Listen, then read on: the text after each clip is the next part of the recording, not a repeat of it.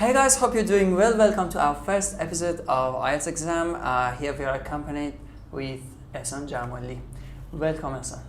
Hi, how are you? I'm just doing fine. How's everything? Everything is all right with you? Everything is good.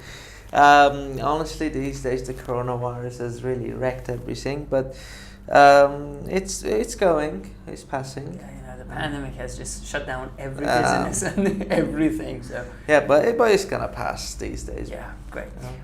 So the reason we are going to talk to you today is definitely because of IELTS and because you are an IELTS holder, which earned 8.5, I guess. In your Yes, and I've been teaching IELTS for some years, and I've been training teachers to teach IELTS for some years. So training mock examiners as well. That one too, yes. But mostly I've been teaching IELTS, and that has been my passion for a long time. Great. So you're a pro, you know. Thank you. That's the reason exactly. So to get us started, what is IELTS, Ehsan? And the IELTS test, or the International English Language Testing System, basically is a proficiency test that is testing your knowledge of English. It's for different purposes. If you're immigrating to an English-speaking country, or if you are trying to apply for a university and pursue your education, maybe in master's or PhD, then you need to have an IELTS degree. Or then we have the life skills IELTS, which is just for the immigration stuff that you have as your spouse. You know, if your spouse is a citizen of a country, then you want to be a citizen too, then you have to apply for that. you just answered my second question, which was I was going to ask you who is it for that you just explained. Basically, yeah, it's for different people. It's for people who are immigrating, studying, or maybe they want to be a citizen of a country. But and of course, in some non-English speaking countries, it can be used as a certification of your level. If you want to teach English, maybe that would be somehow an identification of showing that this is my level and you can trust me. So if I'm just a language learner, I mean, I'm just learning English for fun, do I have to take IELTS exam? Is it necessary? No. If you're just learning English for fun, if you're learning English for traveling or business, no one really cares. I mean, is it a level that I have to pass? It's not a level, that's the point. IELTS is not a level of English. IELTS is just a proficiency test that shows your level of English, and it has its own purposes. So we don't have to take it unless we need it. Exactly. And it depends on your purpose, it depends on your destination. For example, if you're going to USA, I would probably advise you to take TOEFL, not IELTS. Definitely. Or like for Australia, which is PT. Or Canada, PT could work, but still IELTS is more, let's just say it's more accepted. Speaking of alternatives, what's the difference? Why should I take IELTS instead of PTE? Well, as I told you, for example, if you're going to USA, it's better to take the TOEFL test, but if you're applying for a university, it depends on the requirements of university. I mean, if a university asks you to have IELTS, then you should have IELTS. There's no really other alternative. But for immigration, there are some countries who accept PTE and IELTS, like Australia. But and for universities so too. they're not interchangeable. I mean, if I have a PTE, I cannot change it somehow to IELTS. I mean, like I've got my CPE. It's not convertible, no. But if you have PTE and a high score in PTE, then it's enough. You won't need IELTS. Is it parallel to like 8 of IELTS exam or something? Depends on the scoring. Yes, it could be. But the point is that IELTS is just more accepted, I can say. It's more recognized. It's more recognized, I can say. But in cases of Australia, or I don't know, for example, in Canada, that they are okay with PTE, some universities, some, it doesn't really matter, it doesn't differ. While you were speaking, you mentioned teaching. Do we need IELTS exam for teaching English? Again, not necessarily, because if you want to be a teacher, you need to know about teaching stuff, basically about TEFL, EFL stuff, and of course your general English should be very good if you want to be a general English teacher. If you want to be an IELTS teacher, yes, definitely, I think it would be a good idea for you to take the exam. But as a general English teacher, no, it's not a necessity. However, I have to mention that honestly, in many countries, it has the effect. I mean, it does have an effect, because if you have an IELTS degree, if you have an IELTS certificate, but they will trust you better because they know that is your level. they don't need to assess you before giving you a job. So yeah, they don't need to be so picky in your assessment. And if there's any assessment, it would be like for teaching stuff. As you mentioned, not for your language proficiency. Exactly. So how many kinds of IELTS do we have? I mean, are they all the same? As you mentioned, we've got the life skill one, we've got the academic one. Well, if you want, honestly, there's just two mainstream type, which is general and academic. As I told you, it's for immigration and for studying purposes. But we have some names that are heard IELTS UKVI, which is for United Kingdom, and mostly it's for United Kingdom recognizes UKVI, honestly, in some cases. And then we have life skills IELTS, which is for if your spouse is a citizen of England, then you want to be a citizen of England too. So is that easier than the other one you mentioned? It's definitely easier. It's just speaking and listening. There's no reading and writing. So it's not 4 skills? It's not 4 skills. It's 2 skills. It's easy. It's very short. And then the speaking test is not even you alone. You take it with a partner, which is... It has its own perks, and it's really easy. It's life skills, as it is said by the name. You can guess. It's just they want to make sure that you can handle yourself in the street, in supermarket. Honestly, they don't really care if you understand complex texts in reading, or if you can write a very long essay. All right. So as you said, for studying we need IELTS exam. Which one do we have to take? The academic one or the general one? The academic one for studying, and depends on the country that you're applying to, the university that you're applying to, or for example, it's the ranking of the university. I think that's the most important thing. If you are applying for a very high-level university, top university in Canada, probably you're going to need to achieve the minimum score of 7.5. But then there are some universities in, for example, Europe, Germany, I don't know, Italy, that they even accept 5.5. All right. And something else that just hit my mind is, can we change them to each other? I mean, I have the general skill IELTS, and I want to go for studying. Depends on the situation, honestly. If you are applying for an official place, for example, for embassy, and you want to immigrate, and imagine that you have IELTS academic 9, even 9, the embassy will probably make you take the general one again. So it's a business, honestly. It's not about your language. It is.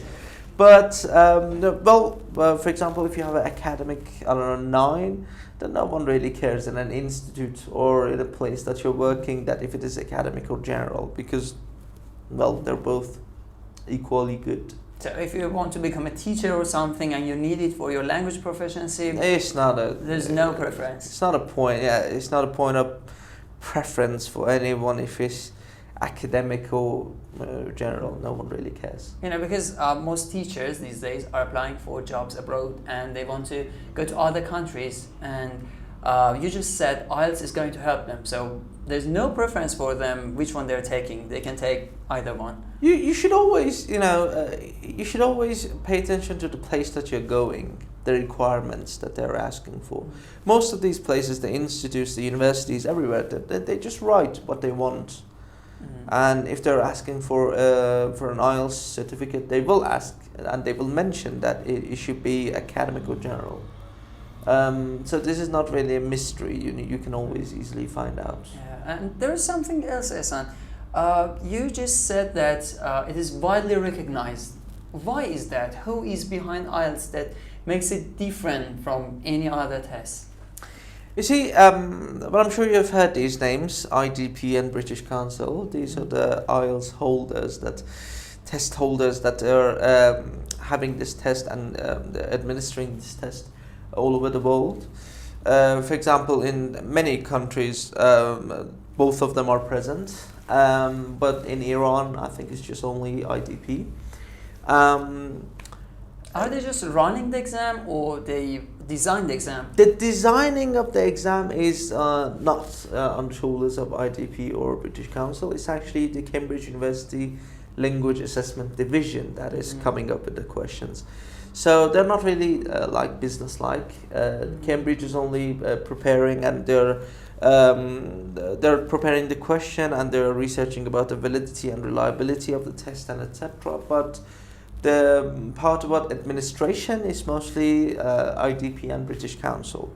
So that is why this exam is present all over the world, and honestly, many people know it, recognize it, and well, accept it. Yeah, whatever Cambridge make, it's kind of brand, you know, It's kind of branded content like CELTA, Delta, there are IELTS, big whatever. names. Yeah. The Cambridge is one of the big names, but for example, there are many other ones like ETS, for instance, for TOEFL or GRE. I mean, these big names, they kind of bring Give validity. Yeah, they're honest. Yeah. They kind of make it more acceptable and trustable somehow. Yeah, I see your point. And something else I want to ask you is about the accent. Since you said it is being held by Cambridge, I mean designed by Cambridge, let's say it that way, do people have to have British accent? No one really cares about the accent now. If you search YouTube for IELTS 9 band score speaking, I think the first or the second video that you will see is an Indian girl speaking with an Indian accent. Accents, yeah. Which is which shows that it's a testament that honestly IELTS doesn't really care about your accent. Accent is not an issue, but it's not an issue only if it's not a pronunciation mistake. You know, some people, they have a very thick accent, and that thick accent kind of impacts the intelligibility. You know, intelligibility. You cannot understand what the hell that person is saying because the accent is so thick that you can't really understand. I mean, I'm sure you've seen it. For example, in our own country or in China, in many countries that they have different version and tone of speaking. If someone is very, very highly, I don't know, how can I say? Drowned in accent. Drowned in accent, yeah, really. Then you can see that you can't understand some words. Yeah, it's like another language, you know. It's completely like another language. And in some cases, for example, for Chinese people, I think they pronounce W as R. Oh my gosh, I didn't know that. R? Oh yeah, I think it's something like, I'm not really sure. R like repair. Yeah. Yeah. And then that is like, they really changed the whole thing. Yeah. And you can't understand some parts really. So that would be an issue. That would be an issue, definitely. But generally speaking, it's the okay. band score of IELTS speaking, it clearly dictates that you should have minimal effect on intelligibility because of your accent, but that starts only in the score of 8, really. So it's not an issue if you're speaking. But most people are looking for 7 pronunciation. or 7.5. Its features of pronunciation are important.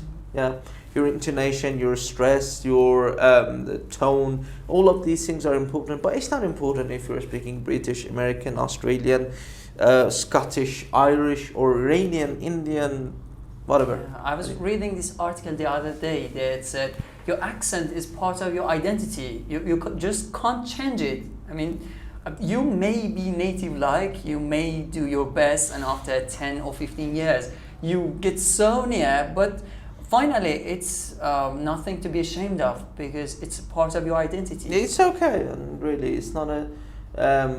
It doesn't show your level. It's not your proficiency level indicator. So tell us a little bit more about the format. What is important in the IELTS exam? There are 4 skills: speaking, listening, writing, and reading. Well, speaking is held in another day, so on another day. The speaking test is a face-to-face test with an examiner, and it takes something like 11 to 15 minutes. And then we have the three other skills: the listening, reading, and writing, which happen on the same day, and then it's a written kind of test. And there are many things that are important. Of course, your vocabulary, your grammar is very important. When it comes to speaking, your fluency, your coherence, your pronunciations are very important. Range of grammar, range of vocabulary. Same story in writing: range of vocabulary, range of grammar, your understanding of the question, the task achievements, basically. The coherence, the cohesion of the text. So basically everything in the language is going to be assessed. Yeah, it is. It's not just some techniques that you do and suddenly... There's no pill, honestly. There's no pill that you can just take and then... You know, there are some courses and some teachers that they're offering, IELTS in 3 months, get your 7 in 5 months or something like that. No. Do you think it's possible? It's not. It's all nonsense, really. Because the IELTS is a process, First you need to be good at English. Your general English should be good. And then you can know about the techniques of IELTS and know what to do and say the right things and write the right things. So knowing these techniques is not going to change your score from 4 to 7 or something. No. And it's not going to happen over a night or maybe 10 days or 20 days or 2 months for that matter. It takes a period, depending on your level, 6 months, 1 year, even 2 years, depending on the level that you have. So it doesn't happen that rapidly, and the people come with these false promises. And they kind of claim that they have this holy grail of IELTS. There's just a juice or a grace that they gave you. Which is not true. Honestly, it's not true. So techniques are an important part, but not important. But again, it takes practice. It's not like that I tell you the technique and then you just do it. It's not a magic spell. Yeah, you need to improve your general English. You need to. Yeah. So if I'm an A2 student, should I take IELTS courses or should I continue learning my general English? Participating in the IELTS courses would be a wise choice only if you are at least in the level of intermediate. Like at the end of B1. Yeah. Intermediate is, I think it will be the time that you can, you're ready to grasp the points of IELTS and understand really. But when you're a starter, just participating in IELTS course, it seems like futile. It really seems pointless. And you won't understand anything and it won't be really useful. Yeah, it's just lots of techniques that you don't know how to use. But there are some methods, so-called methods, let's say. Yeah. They teach you some phrases and you memorize them. You go to the exam. Doesn't really work. But they are C2 phrases. Don't they take you? First of all, we can't really put a level on phrase. I've seen these people do this on Instagram and many other places that they say, for example, this vocabulary or this word is band score 9 vocabulary. Who the hell says that? How did you come up with that? It really depends on the context and the It depends on the discourse context. when a person gets 9 in speaking, they can use very easy vocabulary too in their writing or speaking. Definitely. Who's to say that that's 9 or 8? Not everything that comes out of It's just about using them in the correct... Exactly.